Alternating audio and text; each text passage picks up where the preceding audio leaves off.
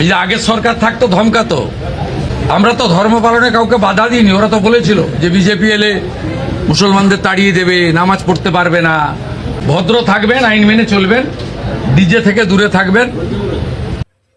কামালের লোককে উস্কানো দিচ্ছে। এই সুশ্রুতি দিয়ে তো অনেক কাজ হয়েছে, আর হবে না, আর হবে না। বাংলার মুসলিম ঘাসে মুখ দিয়ে চলে না। আর একজন বলছে যে মুসলিমরা এখন শান্ত হয়ে গেছে। কি বলতে চাইছে? যে বিজেপি সরকার এসেছে বলে শান্ত হয়ে গেছে? না না না, মুসলিমরা শান্ত ছিল, আছে, থাকবে। মুসলিমরা কারো উস্কানিতে পা দেয়নি। মুসলিমরা সবসময় নিজের অধিকার নিয়ে কথা বলে, এটাই বলতে পারি। সিদ্দিকুল্লাহ চৌধুরী সাহেব কি বাংলার ঠিকা নিয়ে বসে আছে? বাংলার ঠিকা নিয়ে বসে আছে?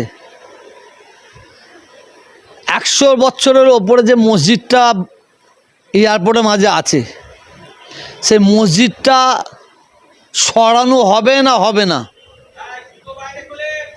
যদি ওই মসজিদটা সরানো হয়, তার পরিপ্রেক্ষিতে সরকার জায়গা দিচ্ছে, কতটা জায়গায় দিচ্ছে, কত অর্থ দিচ্ছে, সেভাবে মসজিদ কিভাবে তৈরি হবে, সেই পদ্ধতিটা তৈরি করা হবে। আমি পশ্চিমবাংলার মুখ্যমন্ত্রী মাননীয় শুভেন্দু অধিকারী মহাশয়কে বলবো, পশ্চিমবাংলার যারা স্কলারশিপ আছে, যারা বড় বড় শিক্ষিত মাওলানা আছে, মুফতি আছে, 10 থেকে 15 জনকে নিয়ে আপনি দয়া করে বসুন। বসে মসজিদটা কোন পদ্ধতিতে সরানো হয়, কোন জায়গায় আবার নতুন করে মসজিদ তৈরি করা হবে, সেই নিয়ে একটা আলোচনা করার দরকার আছে বলে আমি মনে করি। আর যদি জোর করে মসজিদ ভেঙে দেওয়া হয়, যদি মনে করে আমাদের ক্ষমতা আছে মসজিদ ভেঙে দেবো, বাংলার মুসলিম, শুধু বাংলা বলবো না, সারা ভারতবর্ষ বলবো না, বিশ্বের মুসলমানরা আঘাত পাবে, সারা বিশ্বের মুসলমানরা কষ্ট পাবে বলে আমি মনে করি। অতএব আলোচনা করা দরকার আছে বলে মনে করি।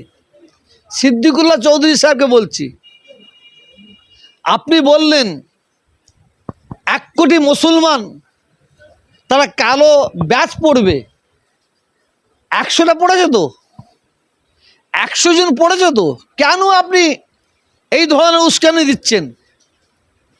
কেন বাংলার মুসলিমদের নিয়ে মিসইউজ করছেন? আপনি ঘোলা জলে মাছ ধরতে বেরিয়েছেন, এটা আপনার মোটেও উচিত হয়নি। এইসব না করে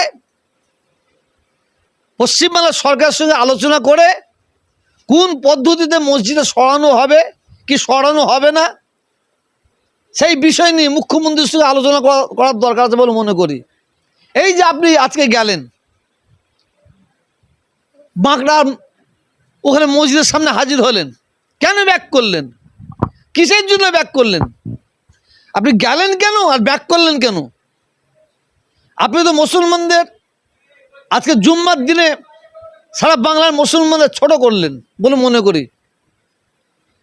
কেন বাংলার মুসলিম, সিদ্দিকুল্লাহ চৌধুরী সাহেবকে বলছি, বাংলার মুসলিম আপনাকে যেভাবে বিশ্বাস করেছিল, আপনি সেই বিশ্বাসটা হারিয়ে ফেলেছেন, সেই বিশ্বাস হারিয়ে ফেলেছেন।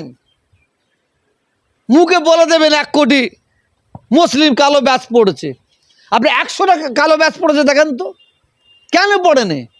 কিসের জন্য পড়েনি? কারণ মানুষ আপনাকে বিশ্বাস করেনি। আপনি এই ধরনের উস্কানি দেওয়া বন্ধ করুন, এই ধরনের উস্কানি দেওয়া বন্ধ করে মুখ্যমন্ত্রীর কাছে আসুন, আমরা সবাই মিলে আমরা আলোচনা করি, আমরা বসি। এত ঐতিহ্যপূর্ণ মসজিদ সরানো হবে না? হবে না। যদি সরানো হয়, কোন পদ্ধতিতে সরানো হবে, কোন জায়গায় নতুন করে মসজিদ করা হবে, সেই বিষয়ে আলোচনার দরকার আছে। খামাখায় লক্ষ্যে পাচ্ছে, খামাখায় লোককে উস্কানি দিচ্ছে। এই সুশ্রুতি দিয়ে তো অনেক কাজ হয়েছে, আর হবে না, আর হবে না। বাংলার মুসলিম ঘাসে মুখ দিয়ে চলে না। আর একজন বলছে যে মুসলিমরা এখন শান্ত হয়ে গেছে। কি বলতে চাইছে যে বিজেপি সরকার এসেছে বলে শান্ত হয়ে গেছে? না না না, মুসলিমরা শান্ত ছিল, আছে, থাকবে। মুসলিমরা কারো উস্কানিতে পা দেয়নি। মুসলিমরা সবসময় নিজের অধিকার নিয়ে কথা বলে, এটি বলতে পারি। দেখেন, গুন্ডা দমন আইনটা যে চালু হতে চলেছে রাজ্যে, আমি 100% সমর্থন করছি। কারণ এই গুন্ডা দমন আইনের মধ্যে আমি ইসলামিক আইন দেখতে পাচ্ছি, শরীয়তি আইন দেখতে পাচ্ছি। প্রত্যেকটা বাংলার মানুষকে এই আইনকে সমর্থন করার দরকার আছে বলে মনে করি। এরপরে আমি যেটা বলতে চাইছি, গুন্ডা দমন আইনটা নিরপেক্ষ হবে তো? গুন্ডা দমন আইনটা শুধুমাত্র মুসলমানদের জন্য ইউজ করা হবে, না শুধুমাত্র হিন্দুদের জন্য ইউজ করা হবে? শুধুমাত্র কংগ্রেস, তৃণমূল, সিপিএম এর জন্য ইউজ করা হবে, না শুধুমাত্র বিজেপির জন্য ইউজ করা হবে? গুন্ডা দমন আইনটা যদি নিরপেক্ষভাবে চালু করা হয়, সিদ্দিকুল্লাহ চৌধুরী সাহেব কি বাংলার ঠিকা নিয়ে বসে আছে? বাংলার ঠিকা নিয়ে বসে আছে? 100 বছরের ওপরে যে মসজিদটা এয়ারপোর্টের মাঝে আছে, সেই মসজিদটা সরানো হবে না হবে না? যদি ওই মসজিদটা সরানো হয়, তার পরিপ্রেক্ষিতে সরকার জায়গা দিচ্ছে, কতটা জায়গা দিচ্ছে, কত অর্থ দিচ্ছে, সেভাবে মসজিদ কিভাবে তৈরি হবে, সেই পদ্ধতিটা তৈরি করা হবে। আমি পশ্চিমবাংলার মুখ্যমন্ত্রী মাননীয় শুভেন্দু অধিকারী মহাশয়কে বলবো, পশ্চিমবাংলার যারা স্কলারশিপ আছে, যারা বড় বড় শিক্ষিত মাওলানা আছে, মুফতি আছে, 10 থেকে 15 জনকে নিয়ে আপনি দয়া করে বসুন।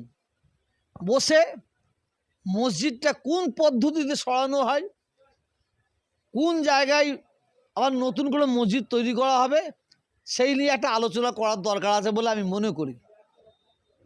আর যদি জোর করে মসজিদ ভেঙে দেওয়া হয়, যদি মনে করলে আমাদের ক্ষমতা আছে মসজিদ ভেঙে দেবো, বাংলার মুসলিম, শুধু বাংলা বলবো না, সারা ভারতবর্ষ বলবো না, বিশ্বের মুসলমানরা আঘাত পাবে, সারা বিশ্বের মুসলমানরা কষ্ট পাবে বলে আমি মনে করি। অতএব আলোচনা করা দরকার আছে বলে মনে করি। সিদ্দিকুল্লাহ চৌধুরী সাহেবকে বলছি, আপনি বললেন 1 কোটি মুসলমান তারা কালো ব্যাচ পড়বে, 100টা পড়েছে তো?